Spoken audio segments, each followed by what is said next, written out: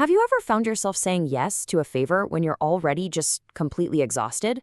You're overwhelmed, you're running on empty, and yet you feel that familiar knot in your stomach?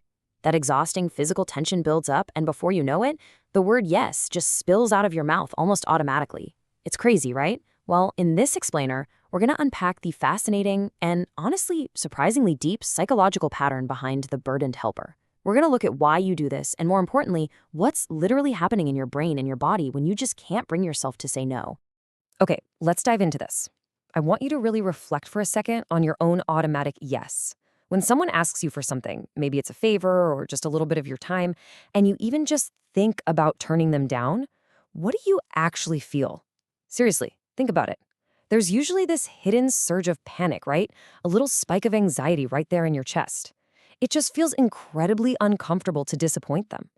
Now, most people assume they just kind of struggle with setting boundaries, or maybe they think, hey, I'm just a highly accommodating, generous person. But as you'll see, if you feel a spike of anxiety at the mere thought of turning someone down, it is absolutely not because you're weak, and it has nothing to do with a lack of willpower. We have to completely reframe this behavior. The illusion here is that you're just being nice. To the outside world, and maybe even to yourself, it looks like you're just this extremely helpful, naturally kind person who loves to pitch in. But psychology points us to a much more complex reality. This is actually a nervous system survival tactic. Yeah, your automatic yes isn't merely a personality trait of extreme kindness. It's a subconscious drive, specifically designed by your very own brain to ensure your social safety and keep you connected to the group. Section 1. The hidden Fawn Response. So if we peel back the first layer of this psychological iceberg, we find something psychologists call the Fawn Response. Basically, this is a nervous system pattern used to ensure social safety and connection by prioritizing the comfort of others over your own. Your brain literally chooses to prioritize someone else's comfort because sitting with unresolved tension or even the mere potential of rejection, it literally feels way too dangerous for your nervous system to handle. So what does your mind do? It uses this tactic to instantly neutralize any perceived threat to your social standing. By helping everyone else, by being the designated person who smooths things over, you stay safe. It's wild. Section 2. The burden of early responsibility. To really understand why this happens, we have to plunge a bit deeper beneath the surface. Why did your nervous system learn to react this way in the first place? Well, it almost always traces back to early childhood experiences that shaped this relentless helpfulness. And this brilliantly illustrates a concept called parentification. This happens when a child is expected to manage the emotions or problems of others way before they're actually ready to handle their own. Maybe you had to silently mediate tense family conflicts, or constantly cheer up an unpredictable parent, or maybe you even took on the role of raising your younger siblings. Over time, your developing brain adapts to this environment. It learns a very harsh, very real lesson, that your own feelings and your own needs must always, always come last. Let's walk through exactly how this trauma progresses in childhood, step by step, because it's like a chain reaction. It starts with step 1, unmet childhood needs. Because the adults around you couldn't provide a fully regulated, emotionally stable environment, your own developmental needs just went unmet. You were kind of left hanging. And that directly leads to step 2, suppressing your own emotions. You learn to push down what you feel, your sadness, your anger, your need for comfort, so that you can step up and be the strong one. And finally, step 3, fixing others to feel safe. This is so crucial to understand. Being the fixer wasn't some fun choice you made because it felt rewarding. No, it became a strict necessity for your survival. You literally had to solve everyone else's problems just to maintain some semblance of a stable, predictable environment in your home. Section 3. Earning love through utility. Let's shift our focus just a little bit to attachment psychology to see how all this plays out in adulthood. Once you learn to suppress your needs to fix others, it morphs into what we call the irreplaceable complex.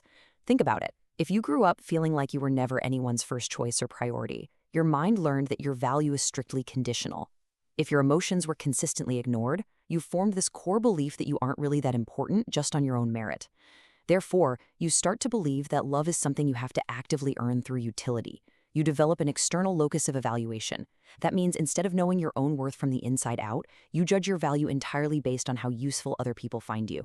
You combine that with a high sensitivity to rejection, and the whole picture becomes crystal clear. Because you never felt chosen first, you truly believe you must be relentlessly useful to everyone around you just to matter. Now, what's really interesting about this slide is how it illustrates the staggering, honestly almost unsustainable imbalance this dynamic creates in your daily life. You're likely giving 90% of the time, the energy, and the emotional understanding while receiving maybe a tiny fraction of that in return.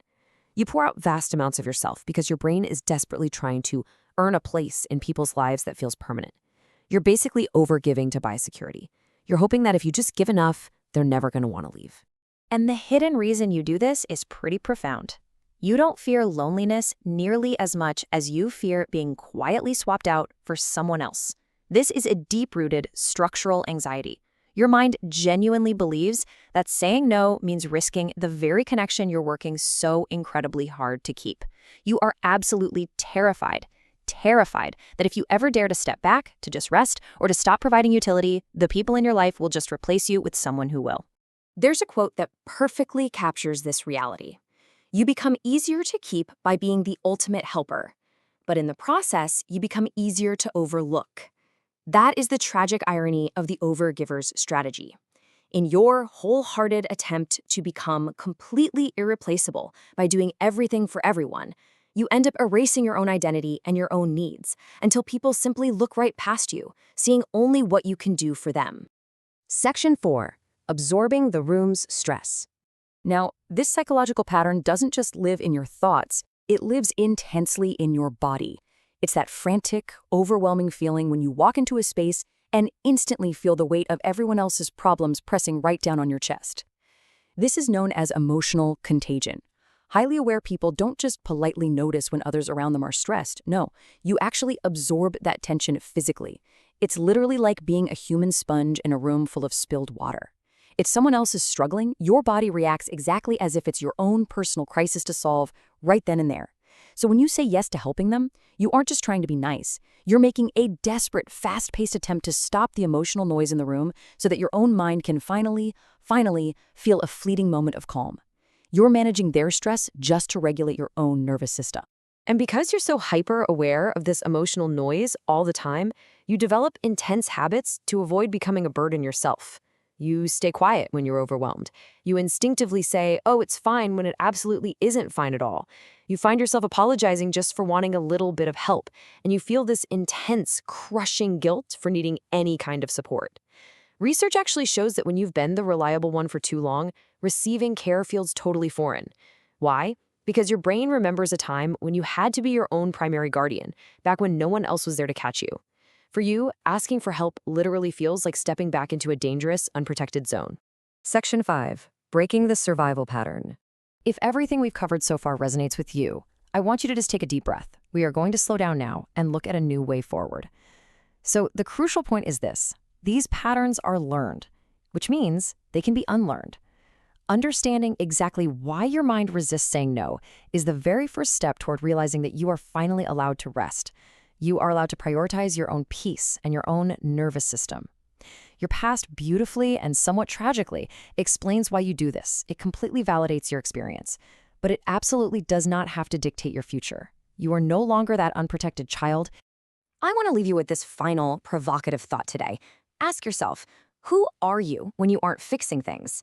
If your entire identity has been wrapped up in your utility to others, it is terrifying, but also incredibly exhilarating to consider who you might actually be without carrying that heavy burden.